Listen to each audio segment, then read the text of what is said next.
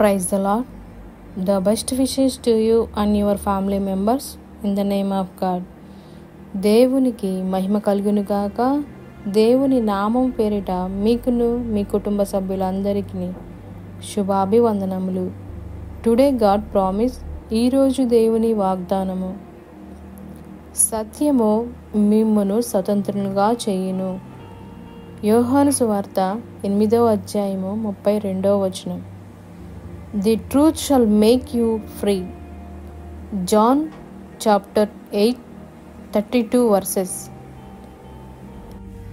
ప్రియమైన సహోదరి సహోదరులారా, ఈరోజు ఈ వాగ్దానం ద్వారా దేవుడు మనతో చెప్తున్న మాట, మనము ఎటువంటి బంధకాల్లో ఉన్నా యేసు ప్రభు వారి యొక్క పిలుపును విని ఆయన వైపు తిరిగితే మరణాన్ని గెలిచి తిరిగి లేచిన మన ప్రభువారు మన యొక్క బంధకాలను భారములను తొలగించి మనకు విడుదల ఇస్తానంటున్నాడు. లోకంలో ఉన్నదంతయు అనగా శరీరాశ, నేత్రాశ, జీవపు డంబము ఇవన్నీ తండ్రి వలన పుట్టినవి కావు. దేవుని కట్టుబాట్ల నుండి బయటకు వచ్చిన వారికి సాతాను పెట్టే ఉచ్చులు.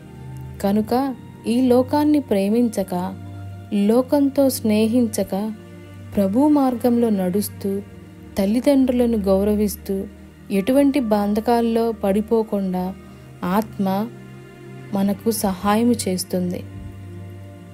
ప్రభు మనలో ఉంటే ఈ లోకపు సంఖ్యలు మనకి ఎలాంటి హాని చేయవు. సర్వశక్తుడగు దేవుడు మనకి ఆశ్రయముగాను కోటగాను ఉన్నాడు. మనకు ఏ అపాయము మన గుడారమును సమీపించదు. కంటికి రెప్పలా కాయుచున్న మన తండ్రి అయిన దేవుడు మనకి ఈ విధమైన స్వేచ్ఛను అందరూ పొందుకోవాలని దేవుడు మనతో చెప్తున్నాడు. ఈ విధమైన స్వేచ్ఛను పొందుకున్నటకు దేవుని యొద్ద మనము ప్రార్థించుదాం. ప్రార్థన. మహోన్నతుడా, మహాగణుడా, సర్వలోకమును సృష్టించిన సర్వసృష్టికర్తమైన మా తండ్రి, మీకెన్నో వందనములు, స్తోత్రములు.